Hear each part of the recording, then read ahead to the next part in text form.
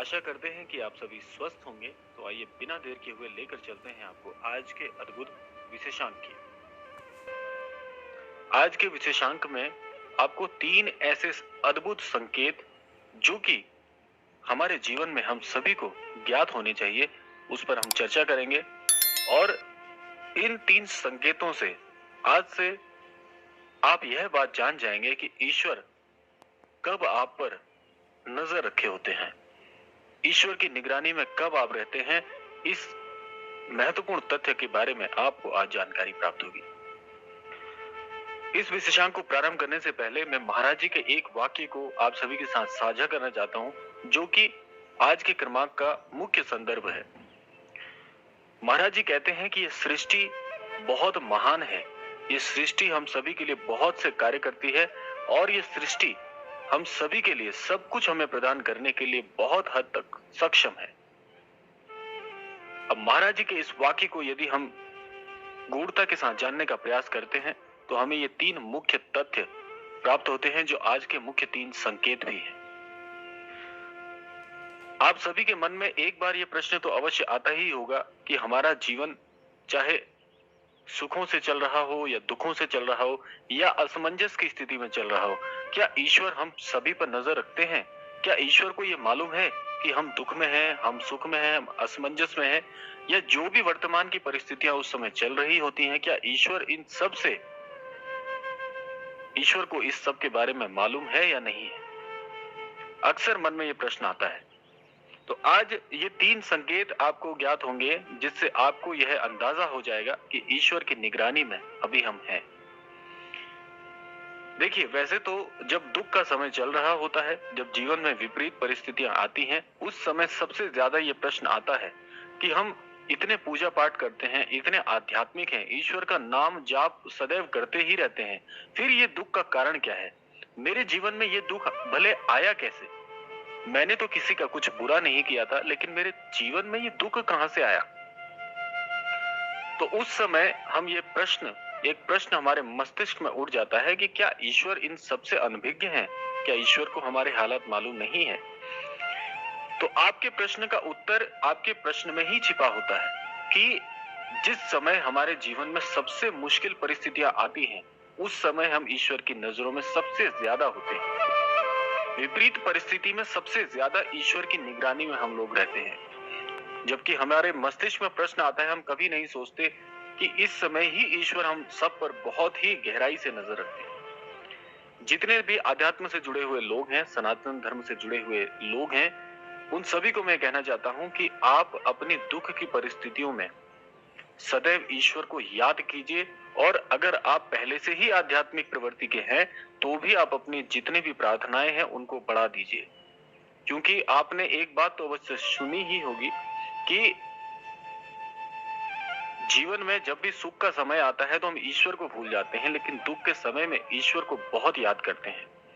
और हमें करना भी चाहिए, क्योंकि दुख के समय में जब हम ईश्वर को याद करते हैं, उस समय ईश्वर हमें देख रहे होते हैं कि ये वही मेरा आध्यात्मिक भक्त है जो सदैव मेरे नाम का सुमिरन करता है। इस समय इसके जीवन में विपरीत परिस्थितियां चल रही हैं, क्या इस समय भी ईश्वर का ध्यान करता है या नहीं करता है? क्योंकि जीवन में परीक्षाएं सभी की आती हैं। आज तक किसी का जीवन इतना सहज नहीं गया, क्योंकि आप जानते ही हैं कि समय परिवर्तनशील है और जीवन में परिवर्तन आना ही आना है। तो परिवर्तन के समय भी जिस व्यक्ति का हृदय परिवर्तनशील नहीं होता, जिसका मस्तिष्क और हृदय स्थिर बना रहता है, सही मायने में वही अच्छी मानवता की पहचान को प्रदर्शित करते हैं। हमें सदैव एक ही मन और प्रवृत्ति का होना चाहिए। अच्छे समय में यदि अच्छा समय है तो प्रसन्नता के साथ रहिए, विपरीत परिस्थिति है तो भी प्रसन्न रहिए, असमंजस की स्थिति है तो भी प्रसन्न ही रहिए, ईश्वर को याद करते रहिए। आपका मन एक समान होना चाहिए। यही मनुष्य के जीवन का सबसे बड़ा ज्ञान है, सदैव यही होना चाहिए। क्योंकि सुख में तो सभी सुखी हैं, लेकिन दुख में भी जिसने ईश्वर का सुमिरन किया, ईश्वर को उतना ही याद किया, बल्कि और ज्यादा याद किया, तो ईश्वर उस व्यक्ति से सदैव प्रसन्न रहते हैं। ईश्वर विपरीत परिस्थितियों में कभी हाथ नहीं छोड़ते अपने भक्त का। यह बात आपके मस्तिष्क में सदैव होनी चाहिए। तो यह है पहला संकेत जो मैंने आपको बताया। जीवन में विपरीत परिस्थितियों में भी ईश्वर को इतना याद कीजिए, इतना सुमिरन करिए, इतना नाम जाप करिए कि वह दुख आपकी जो अडिगता है उसको देखकर ही छूमंतर हो जाए आपके जीवन से। अब आते हैं दूसरे अद्भुत संकेत की तरफ। दूसरा अद्भुत संकेत है ठीक इसी का विपरीत, यानी कि जीवन में जब बहुत अच्छा समय चल रहा होता है, बहुत अच्छा समय चल रहा होता है, आप कठिनाइयों के बाद बड़ी मुश्किल से सुख के जीवन में प्रवेश करते हैं, उस समय भी ईश्वर आप पर बहुत नजर रखते हैं। क्योंकि मनुष्य की प्रवृत्ति है, मनुष्य का जो मनवंतर है वह इतना चंचल होता है कि दुख में तो ईश्वर को हम याद करते ही हैं कि हे ईश्वर, ऐसा मेरे साथ क्यों कर दिया आपने? हे ईश्वर, मैंने किसी का क्या बिगाड़ा था? आज मेरे साथ ऐसा क्यों हो रहा है? ऐसा तो हम अक्सर करते हैं दुख की परिस्थिति में, लेकिन जब सुख का समय आता है तो ईश्वर को भूलकर सब अपने जो भौतिक संसाधन हम जोड़ते हैं उसमें ही लिप्त हो जाते हैं। उस समय हमें ईश्वर की याद कभी नहीं आती। ये मनुष्य प्रवृत्ति है, ये कटाक्ष नहीं है, ये एक सत्य है जो आप सभी के सामने मैं रख रहा हूं। ऐसा सबके साथ होता है, जितने भी भौतिक प्रवृत्ति के जन हैं उन सभी के साथ ऐसा होता है, और इसमें कोई बुरी बात नहीं है, क्योंकि मनुष्य प्रवृत्ति ही ऐसी है कि सुख को हम आकर्षित करना चाहते हैं, कोई दुख को आकर्षित नहीं करना चाहता। इसीलिए कहा जाता है कि मनुष्य को स्थिर रहना चाहिए। ईश्वर इस समय भी, इस सुख के समय में भी आप पर नजर बनाए रहते हैं कि ये वही भक्त है, आज इसके जीवन में सुख का समय चल रहा है। तो उस समय भी यदि आप ईश्वर का सुमिरन करते हैं, ईश्वर का धन्यवाद करते हैं, और सबसे बड़ी प्रवृत्ति मनुष्य में यही होनी चाहिए कि हमें ईश्वर के प्रति सदैव धन्यवाद की जो भावना है वे अवश्य व्यक्त करनी चाहिए। क्योंकि जब तक अपनी भावनाओं को आप व्यक्त नहीं करते तो आप अंतर मन से कभी भी स्वतंत्र नहीं हो पाते, मन में कुंठा नहीं रहनी चाहिए। इसीलिए कहा जाता है कि सुख में ईश्वर को जो याद करता है तो फिर दुख जीवन में कभी नहीं आता। कि सदैव ईश्वर को सुख में इतना याद करिए, दुख में इतना याद करिए कि आपका जीवन एक ऐसी नदी के समान हो जाए जो निरंतर बहती रहती है, उसी वेग के साथ, उसी सहजता के साथ, उसी निर्मलता के साथ।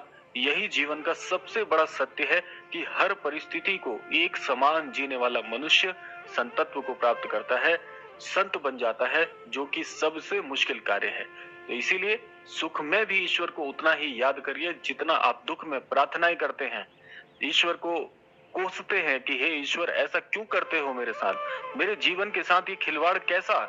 तो सुख में भी कहिए, हे ईश्वर, हे मेरे परमेश्वर, आपने मुझे आज जो सुख संसाधन प्रदान किए हैं, मेरे जीवन में जो खुशी का माहौल आप लेकर आए हैं, आपके कारण ही ये हो पाया है। तो इसके लिए मैं सहृदय परिवार सहित आपका धन्यवाद देता हूँ। धन्यवाद व्यक्त करने से आप जीवन में इतना आकर्षण आप उत्पन्न करते हैं कि वे सुख के संसाधन आपका पीछा नहीं छोड़ते। और इसी के लिए तो आज मनुष्य दिन प्रतिदिन भाग रहा है। हम जो भी कार्य कर रहे हैं इसीलिए तो कर रहे हैं कि हमारे जीवन में सुख संसाधनों की कभी कमी ना हो, सुख का ये समय, ये अनमोल पल कभी जाए ना, हम यही तो चाहते हैं। तो जीवन में एक समान बनिए, यही सबसे बड़ी सीख है। अब तीसरे अद्भुत संकेत की ओर चलते हैं कि तीसरा अद्भुत संकेत क्या है। तीसरा अद्भुत संकेत है जीवन में असमंजस की स्थितियां। जीवन में ऐसा समय जब आपको यह समझ ना आए कि किस राह पर चलना चाहिए, मेरे हित के लिए सबसे अच्छा क्या होगा, मुझे किस राह पर निकलना चाहिए।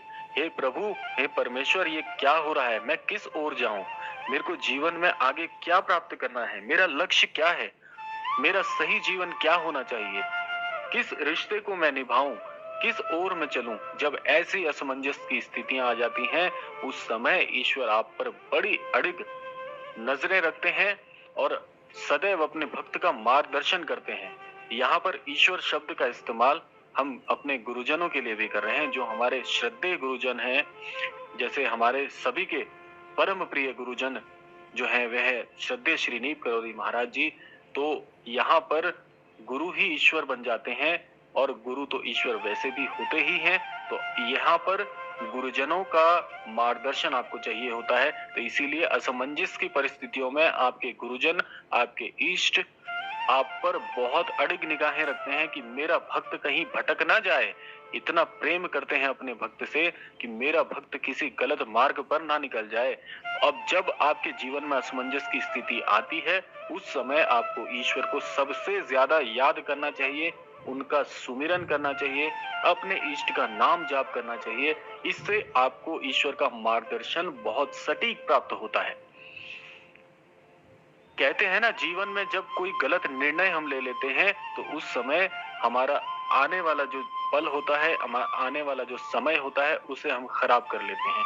इसीलिए कहा जाता है कि जीवन में जब भी असमंजस की स्थिति आए, ध्यान करिए, जाप करिए, ईश्वर का नाम सुमिरन कीजिए, आध्यात्म की ओर बढ़िए। ये इसीलिए कहा जाता है ताकि आपको असमंजस की परिस्थितियों में सही मार्गदर्शन अपने इष्ट से, अपने गुरुजनों से, परमेश्वर से, इस सृष्टि से प्राप्त हो सके और सही मार्गदर्शन से आप सही निर्णय ले पाएं ताकि आपका आने वाला समय बहुत बहुत अच्छा हो। तो हम इन सब बातों पर ध्यान नहीं देते, हम ईश्वर को सदैव कोसते रहते हैं। यदि अच्छा हो जाता है तो उसमें श्रेय हम स्वयं ले लेते हैं कि ये मेरी बुद्धिमत्ता से ऐसा हुआ है। एक प्रकार का घमंड आ जाता है मनुष्य को, जो कि नहीं होना चाहिए, कि मेरी बुद्धिमत्ता से, मेरे कौशल के कारण आज मैं इतना कामयाब हूँ। ये सारा श्रेय हम स्वयं ले लेते हैं।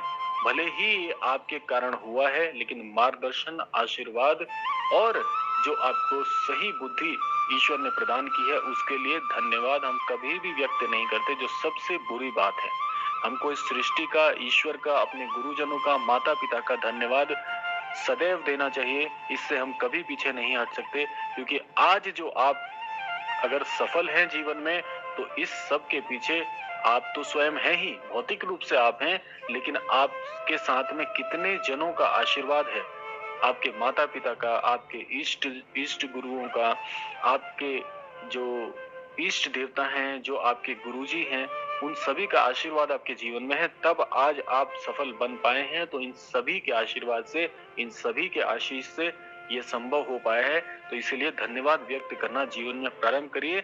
आप पाएंगे कि आपका पूरा जीवन बदल देगा, पूरा का पूरा जीवन आपका बदल सकता है यदि कुछ इन आदतों को अपने जीवन में शामिल करें।